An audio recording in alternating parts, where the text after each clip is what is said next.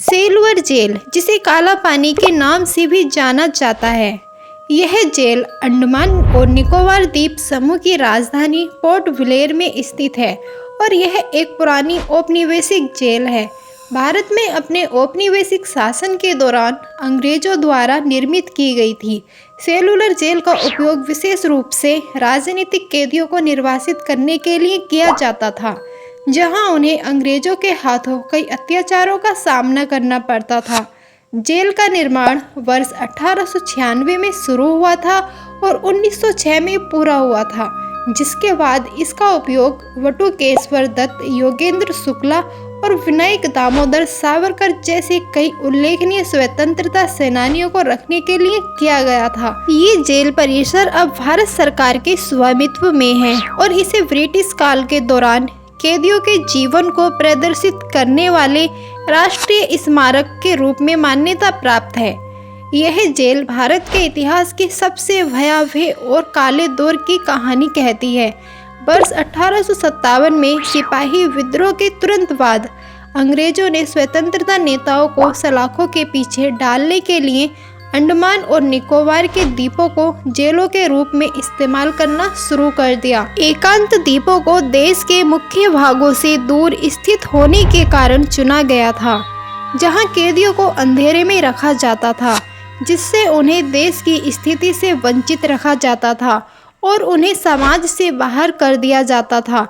भारत के स्वतंत्रता आंदोलन के दौरान हजारों भारतीयों को सेलुलर जेल में कैद किया गया था। उनमें से कई लोगों की अमानवीय परिस्थितियों के कारण मृत्यु हो गई, कई को फांसी पर लटका दिया गया और कई को मौत के घाट उतार दिया गया। आज सेलुलर जेल उन सभी संघर्षों की एक गंभीर याद दिलाती है जो हमारे स्वतंत्रता सेनानियों ने देश की आज़ादी हासिल करने के लिए लड़ी थी, और यह हमारे इतिहास का एक अनिवार्य हिस्सा है जिसे बरकरार रखा जाना चाहिए। सेलुलर जेल के परिसर का निर्माण वर्ष 1906 में किया गया था। अंग्रेज 1857 के सिपाही विद्रोह के बाद से अंडमान और निकोबार द्वीप समूह को एक जेल के रूप में इस्तेमाल कर रहे थे। विद्रोह के तुरंत बाद विद्रोहियों का व्यापक निष्पादन हुआ, जबकि जो विद्रोही बच गए उन्हें द्वीपों में खदेड़ दिया गया। राज्य के खिलाफ उनके अपराधों के लिए सजा के रूप में 933 कैदियों को अंडमान और निकोबार द्वीप समूह भेज दिया गया था। कैदियों की लगातार बढ़ती संख्या को ध्यान में रखते हुए वहां एक अंडमानी गृह का निर्माण किया गया, जो एक धर्मार्थ के रूप में प्रेक्षण एक दमनकारी संस्था भी थी। वर्मा के कई कैदियों और मुगल शासन से संबंधित लोगों को भी यहाँ निर्वासित किया गया था। 19वीं सदी के अंत में स्वतंत्रता आंदोलन में तेजी देखी गई और कई कैदियों को अंडमान में निर्वासित किया जा रहा था। उसी के परिणाम स्वरूप एक उच्च सुरक्षा जेल की आवश्यकता महसूस की गई, क्योंकि अधिकांश कैदी भारतीय जेलों में रहने के बजाय द्वीपों में निर्वासित होना पसंद करते थे। यह आवश्यकता तब पूरी हुई जब यहाँ सेलुलर जेल का निर्माण किया गया, जिसे अधिक व्यापक रूप से गठित दूरस्थ दंड क्षेत्र के भीतर बहिष्कार और अलगाव का स्थान माना जाता था। सेलुलर जेल का परिसर जेल में निर्वासन के दौरान भारतीय स्वतंत्रता नेताओं के स्थायी इतिहास का सही चित्रण है। मूल इमारत एक पीले रंग का निर्माण था और इसकी वास्तुकला के आधार पर इसे सेलुलर जेल का नाम दिया गया था।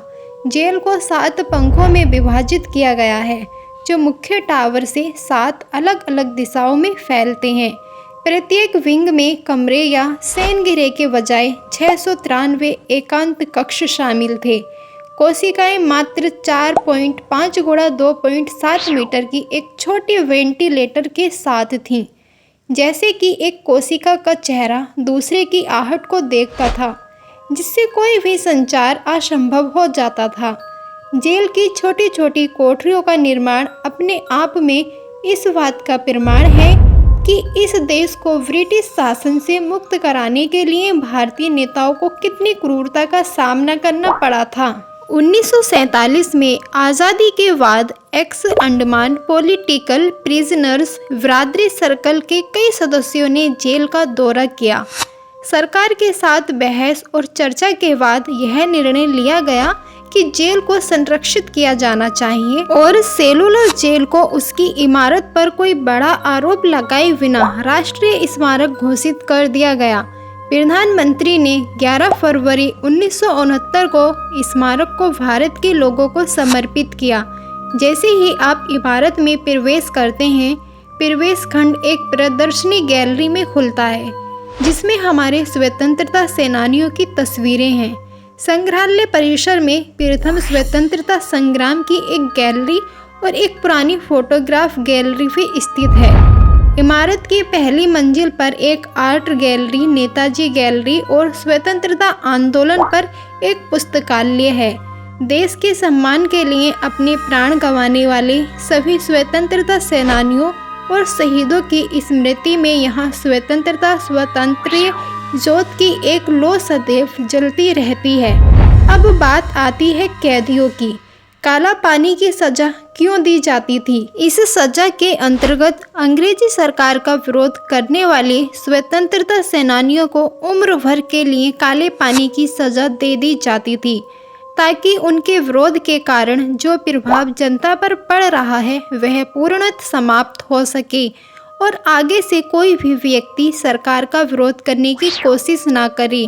फौजी, डॉक्टर और आगरा जेल के वार्डन J.P. वॉकर और जेलर डेविड वेरी की निगरानी में वाग्यों को लेकर पहला जत्था 10 मार्च सन 1858 को एक छोटे युद्ध पोत में वहां पहुंचा। खरल के साथ ही संभावित तौर पर उसी जहाज में ले जाए गए होंगे। फिर कराची से और 733 कैदी लाए गए और फिर यह सिलसिला जारी रहा। सईद लिखते हैं, काला पानी एक ऐसा कैदखाना था जिसके दर और दीवार का भी वजूद नहीं था। अगर 4 दीवारी या चौड़ी की बात की जाए तो समुद्री किनारा था और परिसर की बात की जाए तो उफान मारता हुआ अदम्य समुद्र था। कैदी कैद होने के बावजूद आज़ाद थे, लेकिन फरार होने के सारे रास्ते बंद थे और हवाएं जहरीली थीं। जब कैदियों का पहला जत्था वहां पहुंचा तो स्वागत के लिए सिर्फ पथरीली और बेजान जमीन, घने और बड़े पेड़ों वाले ऐसे जंगल थे जिनसे सूरज की किरणें छन कर भी धरती के गले नहीं लग सकती थी। खुला नीला आसमान, प्रतिकूल और विषैली जलवायु, गंभीर जल संकट और शत्रुतापूर्ण जनजातियां थीं। दोस्तों, आज के एपिसोड में बस इतना ही। वीडियो अच्छा लगा हो तो प्लीज़ वीडियो को अपने दोस्तों के साथ शेयर करके एक लाइक ज़रूर कर दें और चैनल को सब्सक्राइब कर हमारा सपोर्ट करें। यदि आप नए हैं तो हमारे इस चैनल की बाकी वीडियोज़ भी ज़रूर विजिट करें और साथ ही सब्सक्राइब कर नोटिफिकेशन बेल को भी ऑन कर लें। मैं हूं आपकी दोस्त काजल। फिर से मिलेंगे एक नए एपिसोड में। तब तक के लिए दीजिए इजाज़त और अपना ख्याल रखिए और बने रहिए हमारे साथ। धन्यवाद। नमस्कार।